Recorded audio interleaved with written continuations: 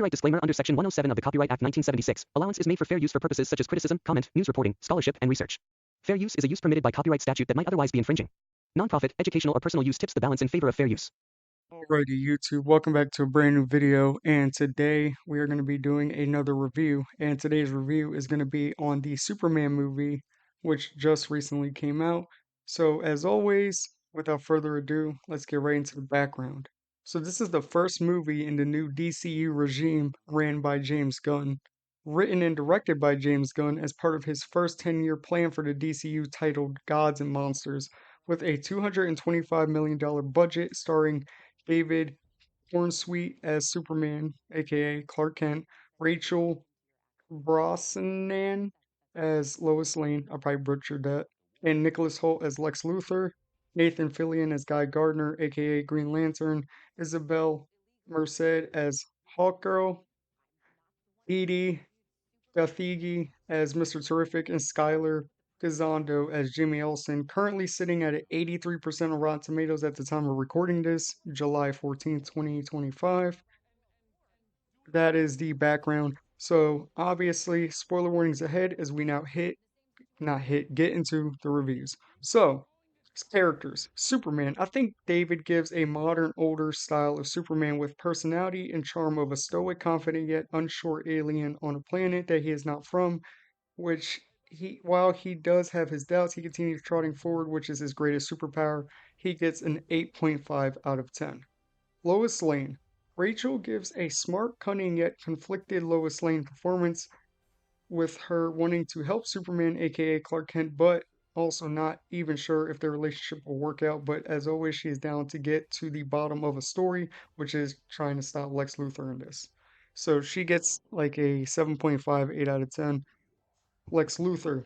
This man was a D1 hater. I mean, he literally, from the very start, the very first scene you see him in, he has a whole system in place to try and make Superman look like a bad guy, to try and beat him, to try to humiliate him. Literally has studied his fights so many times that he had a list of moves that he was having Ultraman do to beat the shit out of him.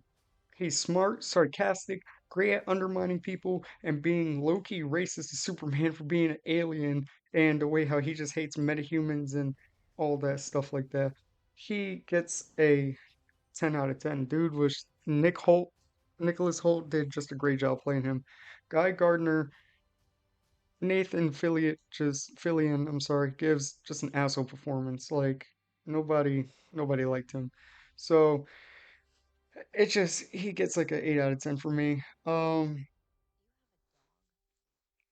Terrific, he's just super smart, but he had swag to him. He kind of had like a just this kind of aura about him. He was aura farming basically. So he was cool, and he was just, hey, I'm the smartest guy in the room. So but it did help out with scenes. It kind of was not even really comedic relief. It was just he was just kind of like he was there, and it just helped out. So 8 out of 10. It's also good that he got revenge for the fact that he wasn't used properly as Darwin from X-Men First Class. Hawk Girl. Her costume was cool, but she wasn't really used throughout the movie like I kind of thought she would be. And I'm kind of different about her. I mean, she just wasn't really used like that. So 6 out of 10. So without further ado, let's get into the story. So, I think the story was pretty good. I mean, from the very beginning, it's Lex trying to diminish Superman's reputation and image while Superman is trying to save the day and do the right thing. But soon finds out that his parents didn't even want him to save the Earth and be its greatest, like, protector and all those things like that. That they wanted him to actually be a ruler on some Omni-Man type shit. So he deals with not knowing who he's supposed to be while dealing with the fact that Lex Luthor's trying to ruin his image, and there's a whole war going on in Bolivia that Lex started, um, to try to basically get the okay from the government to kill Superman and all this stuff like that. So he's just like stuck between a rock and a hard place. We really see him holding back. He kind of gets his ass kicked throughout the entire movie, but he does get to kind of let loose towards the end. So I think the story kind of gets an 8.5 out of 10. I just think that it was like they had to tread carefully with making this movie. Like they didn't want it to be too much of a certain way, too much of another way. They obviously wanted it to be good. So I think it gets 8.5 out of 10. I think it'd have been a bit better if Superman didn't kind of look so, I guess, inexperienced because he has been doing it for 3 years. But I think like just overall his performance as Superman was pretty good. So because there's no tie-ins or anything like that, because it's the first movie of the universe, we're just gonna go right into the post-credit scenes, and they were all right. One is literally of Superman sitting with Krypto, looking at the moon, and Krypto hugging him and actually being calm because he's super hyper throughout the entire movie and not really listening to Superman. And another is of him and Mr. Terrific talking about how a building doesn't look right when it got brought back together when Mr. Terrific was closing this rift in fabric of space that Lex Luthor caused by opening up this thing that he wasn't supposed to, like opening it up again to try and basically kill Superman and try to like make Superman look bad. But obviously, Superman stops him, and he's now being sent to Bella Reeve. So we'll see where that goes. We got some cameos from uh Peacekeeper. I think that was pretty much it. Was I stand corrected. There was also Supergirl. She came in at the very end, and we see that Crypto was actually her dog, and that she's a college student basically, and was at another planet trying to just party and get drunk during the events of this movie. But we do literally get to see her here before we actually get to see her in Supergirl. That comes out next year. So that was also another cameo. Forgot to say that. Peacekeeper. Oh, and Rick Flag Senior General. We get to see him. He's throughout the movie. Uh, we also got to see it. Obviously, uh, Metamorpho.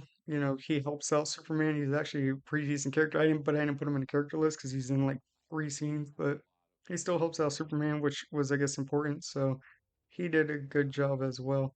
But I think the movie was pretty good. Definitely, it is worth a watch.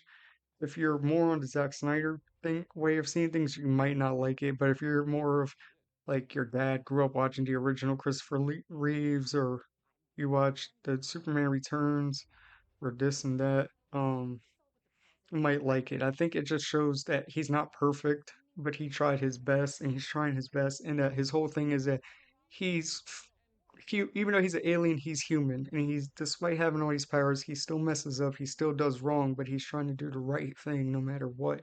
So that has been my Superman review.